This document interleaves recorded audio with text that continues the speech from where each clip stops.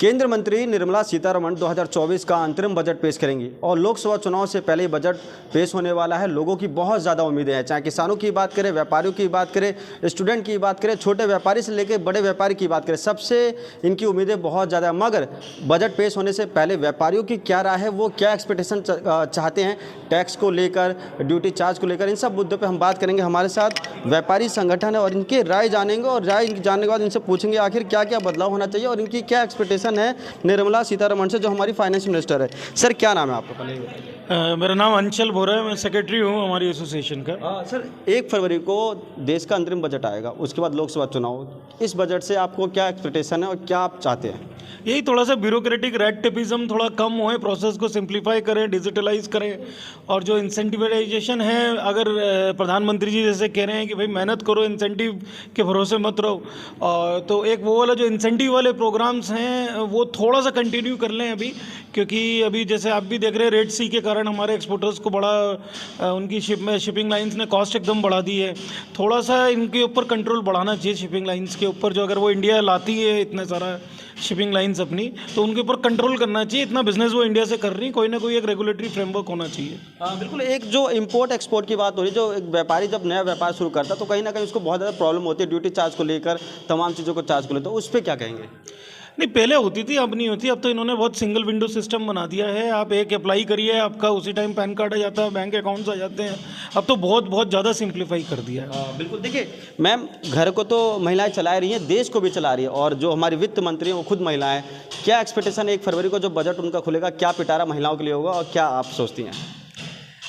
जो पिटारा खुलेगा वो तो उनसे ही पता चलेगा कि वो हमारे लिए क्या लाने वाली है, पर उम्मीद करते हैं कि महिलाओं के लिए कुछ ना कुछ ऐसी स्कीम्स लेकर के आए जिससे कि महिलाओं को एक तो अवेयरनेस हो, प्लस उसका जो पॉलिसी बनाई है उसका प्रॉपर इम्प्लीमेंटेशन हो, जिससे कि वो उसको इजीली अवेल कर सकें, उसका बेनिफिट ले सकें और वो आगे बढ़ सकें।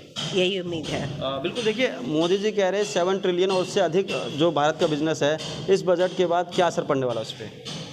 देखिए, मुझे लगता है कि हम लोग, हमारी association handloom handicraft exporter welfare association, जिसमें लगभग 9000 से ऊपर एक्सपोर्टर जुड़े हुए हैं, हम ऑलरेडी मोदी जी के विज़न पे काम कर रहे हैं। उसको 3 गुना 2030 तक करने के लिए काम कर रहे हैं। उसमें चाहे हमें एक्सपोर्ट को एग्जीबिशन के थ्रू बढ़ावा कर देना पड़े, चाहे हम लोग चिली फेयर कर रहे हैं, हम लोग फ्रांस के 2-3 फेयर कर रहे हैं। सरकार ने भी अभी भारत टैक्स फेयर किया है, उसमें हमारी मुख्य भूमिका है, जो अभी यशोभूमि और प्रगति मैदान में होने जा रहा है। सरकार ने हमारे कहने पे रेट उसके कम से कम रखे हैं, जो 9000 रुपये मीटर था वो 5000 रुपये मीटर रखा है।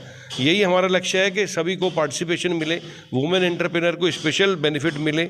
जो अभी आम आदमी, कल के बजट में हमें लगता है कि 1 तारीख के बजट में हमें लगता है कि जो अगर आम आदमी को जोड़ना है, आम व्यवसायी को जोड़ना है, तो जो 7 लाख रुपए तक का जो पहले एक था कि उसके बाद टैक्स नहीं लगेगा, तो हमें लगता है कि काफ़ी महंगाई बढ़ी है, रॉ मटेरियल की काफ़ी महंगाई बढ़ी है, तो हमें लगता है अगर वो 10 लाख रुपए तक अगर कुछ बेनिफिट मिले तो ये अपने आप में बहुत बढ़िया होगा, सोने पे सुहागा होगा। छोटे उद्यमियों के लिए, छोटे एक्सपोर्टर के लिए जो 5 करोड़ से नीचे की टर्नओवर कर रहे हैं, जो 25-50 लाख की टर्नओवर कर रहे हैं, उन सभी को इसका लाभ मिल पाएगा। वो निसंकोच बिना टैक्स के, टेंशन के ढंग से काम करेंगे, ढंग से एक्सपोर्ट करेंगे, मैन्युफैक्चरिंग करेंगे। टैक्स स्लैब की बात हो रही है सर, बहुत ज़्यादा व्यापारी, जो छोटे व्यापारी खासतौर पर तैयार है कि 7 लाख 8 लाख से बढ़कर उसको 10 लाख किया जाए और छूट दी जाए। बिल्कुल। नमस्कार, मैं handloom handicraft exporter welfare association का कोषाध्यक्ष प्रणय गोयल।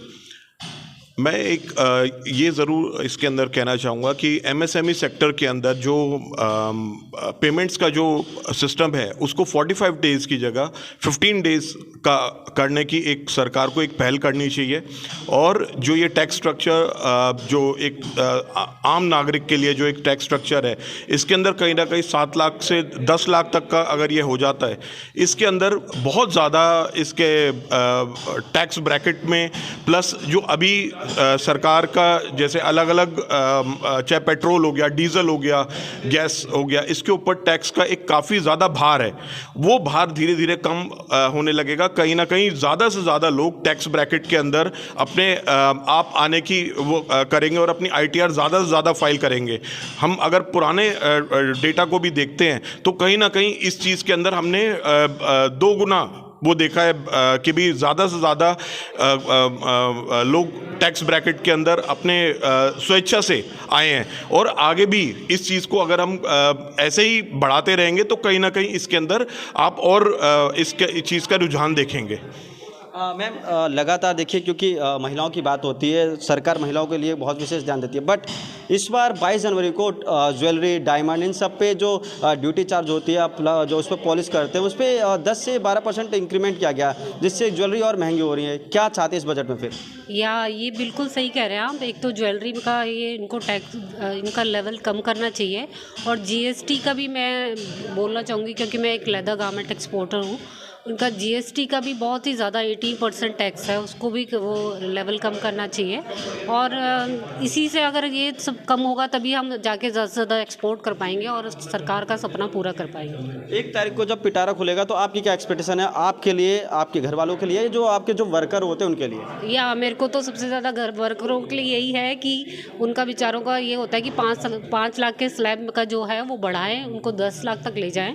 और दूसरा ये जो लेवल है जीएसटी का, उसको भी थोड़ा सा परसेंटेज कम करें जीएसटी की। बिल्कुल, कहीं ना कहीं देखिए, जो व्यापारी हैं अपनी अपनी बातें रख रहे हैं कि जीएसटी को लेकर और तमाम टैक्स को लेकर बदलाव करना चाहिए। हमारे साथ कुछ और लोग हैं। सर, 1 तारीख को निर्मला सीतारमण देश का अंतरिम बजट पेश करेंगे, उसके बाद लोकसभा चुनाव है। इस बजट में क्या एक्सपेक्टेशन है, क्या सुझाव देना चाहते हैं आप? देखिए, हम लोग जो एसोसिएशन को बिलोंग करते हैं वो एमएसएमई सेक्टर को देखभाल करती है। देश में 6.5 करोड़ एमएसएमईज हैं, जिसमें 11 करोड़ लोग काम करते हैं। अगर एमएसएमईज को बढ़ावा दिया है तो इसको बढ़ाकर एम्प्लॉयमेंट को 25 करोड़ तक किया जा सकता है। इसके लिए हमारी पहली डिमांड ये है कि जो भी एक्सपोर्ट्स है उसके ऊपर पहले ATSSG का टैक्स बेनिफिट दिया जाता था। एक सर्टेन टर्नओवर तक 10 करोड़ या 20 करोड़ जो भी गवर्नमेंट सोचती है, सभी एक्सपोर्टर्स को टैक्स रिबेट दिया जाए। इससे उनकी फंड्स फ्लो, कैपिटल का, पूंजी का प्रभाव उनके बढ़ेगा। दूसरे, सभी एक्सपोर्टर्स को सब्सिडाइज रेट पे कैपिटल पूंजी का इंतजाम कराया जाए बैंकों के थ्रू, जिससे वो लोग मैक्सिमम समय के अंदर फंड्स फ्लो, कैपिटल का, पूंजी का प्रभाव उनके बढ़ेगा। दूसरे, सभी एक्सपोर्टर्स को सब्सिडाइज रेट पे कैपिटल पूंजी का इंतजाम कराया जाए बैंकों के थ्रू, जिससे वो लोग मैक्सिमम समय के अंदर ज़्यादा से ज़्यादा अपना प्रोडक्शन कर सकें। जी, एक सवाल और है, क्योंकि कल हमने कई सारे युवाओं से बात की तो उन्होंने कहा जब हम अपना नया रोजगार खोलना चाहते हैं एमएसपी के अंडर, तो कहीं ना कहीं उनको प्रॉब्लम आती है, जो इंटरेस्ट है वो बहुत ज़्यादा होता है और लोन का बहुत, उसमें बदलाव करना चाहिए। देखिए, एमएसएमई सेक्टर को बढ़ावा देने के लिए गवर्नमेंट को एक तो टेक्निकल अपग्रेडेशन पर बहुत ध्यान देना होगा, युवाओं को नए नए स्किल्स में ट्रेंड करना होगा, और जो सबसे बड़ा इशू है वो है पूंजी का प्रवाह। अगर आप कैपिटल का इंतजाम करेंगे एमएसएमईज के लिए, अगर उनको इजीली कैपिटल अवेलेबल होगा तो छोटे से छोटा आदमी भी अपना एंटरप्रेन्योर बनने की कोशिश करेगा।